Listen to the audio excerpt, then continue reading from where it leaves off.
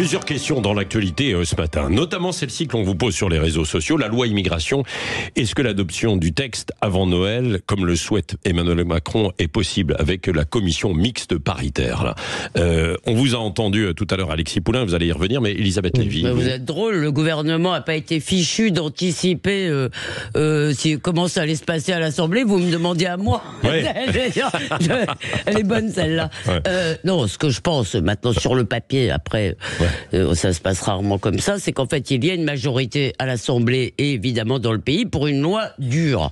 Et que comme l'avait très bien dit Amine, comme l'a un peu redit ce matin Alexis, si vous voulez, le projet du gouvernement c'était comme d'habitude une cuillère pour papa, une cuillère pour maman en même temps, et ça marche pas. Donc une loi dure, j'imagine, c'est-à-dire celle des Républicains au Sénat, quoi. Une loi un peu, comme disons un texte inspiré de celui du Sénat, une loi qui mette le paquet sur expulsion des délinquants étrangers, sur contrôle des frontières, etc., etc. Oui. Alexis Poulain ?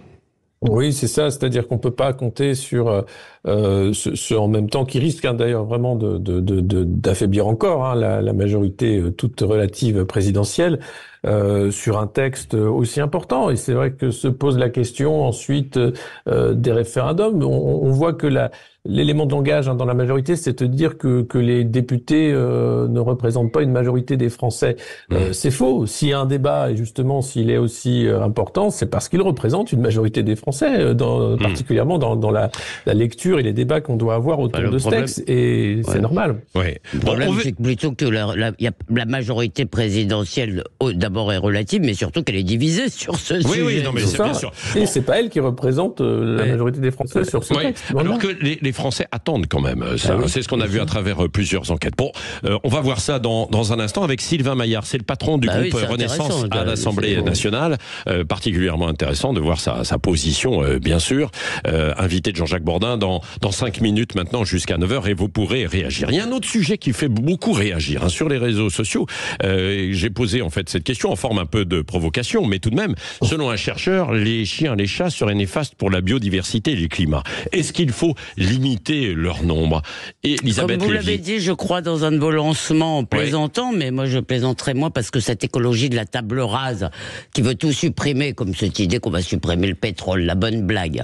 Bien sûr, on va un jour on n'en aura plus. Oui, peut-être un jour, mais je ne crois pas qu'on le verra, cher Patrick. Je ne crois pas que, si vous voulez, comme l'a bien expliqué Eric ce matin, que la COP28 a instauré un nouveau monde.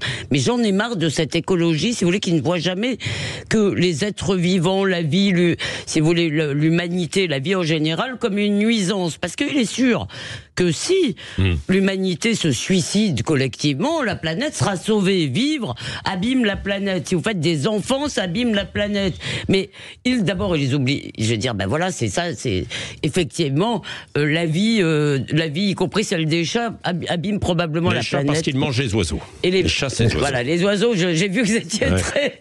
Et puis, mais d'abord, ils oublient toujours les bons côtés, le fait qu'il y a des tas de gens à qui ça fait un bien fou. Ils mangent les rats. Ils mangent les rats, ces chats. Aussi, et puis je vous dis, si vous voulez vivre, voilà. Donc c'est vraiment ces écolos sont absurdes.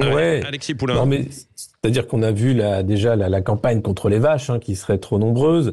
Maintenant, c'est les animaux de compagnie qui vont poser problème. Ensuite, ça va être les enfants, évidemment, trop nombreux, trop d'humains sur cette planète. Clairement, c'est une question qu'on peut se poser, la surpopulation dans beaucoup de secteurs. Vous savez combien de CO2 vous venez de rejeter, là?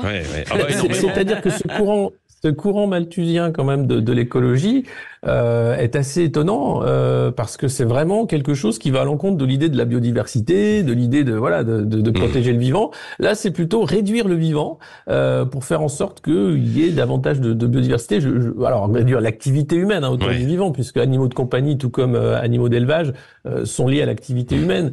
Mais il y a vraiment un problème de fond dans la philosophie qui se cache derrière ces mesures de limitation. Alors il est possible, cela dit, que pour sauver certaines espèces d'oiseaux, il faudrait peut-être apprendre à ces gentils chats de ne pas dévorer tous les oiseaux.